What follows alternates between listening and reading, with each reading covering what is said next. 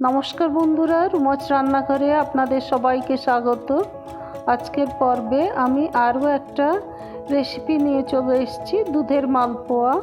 সামনেই আমাদের উৎসব শুরু হয়ে যাচ্ছে, পরপর অনেক পুজো আসছে। এই পুজো স্পেশাল দুধের মালপোয়া আপনারা ভোগ হিসেবে ভগবানকে নিবেদন করতে পারেন। এই দুধের মালপোয়া খেতেও ভারী সুন্দর হয়।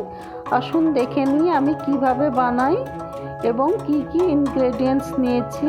প্রথমে একটা পাত্রে আমি 2 লিটার দুধ নিয়েছি। এই পাত্রটিকে আমি গ্যাস স্টোভ জ্বালিয়ে বসিয়ে দিয়েছি। প্রথমে গ্যাসের স্টোভটাকে আমি মাঝারি হিটে রাখবো।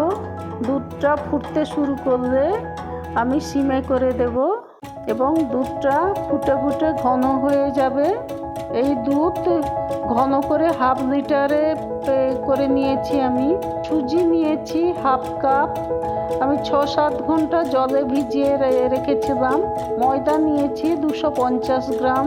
সাদা তেল মালপোয়া ভাজার জন্য পর্যাপ্ত পরিমাণে নিয়েছি।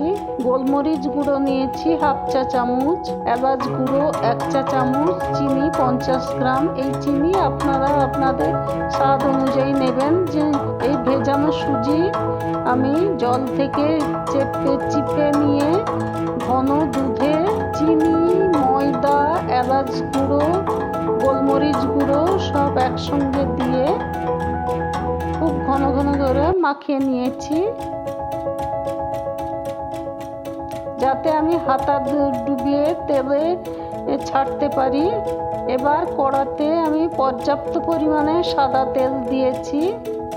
তেলটা গরম হলে 1 হাতা করে গোলা নিয়ে মালপোয়াগুলো ভেজে নিতে হবে।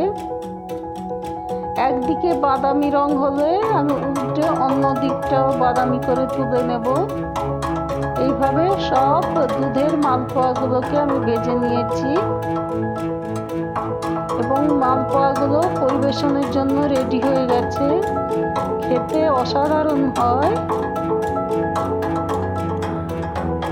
এই ভিডিওটা যদি ভালো লেগে থাকে লাইক করবেন, শেয়ার করবেন, সাবস্ক্রাইব করবেন এবং পুরনো বন্ধুরা যারা প্রথম থেকে আমাকে সাপোর্ট করছেন তাদেরকে অসংখ্য ধন্যবাদ এবং নতুন বন্ধুদের আরও সাবস্ক্রাইব করার জন্য অনুরোধ করছি। অসংখ্য ধন্যবাদ ভিডিওটা দেখার জন্য। সবাই ভালো থাকবেন, সুস্থ থাকবেন।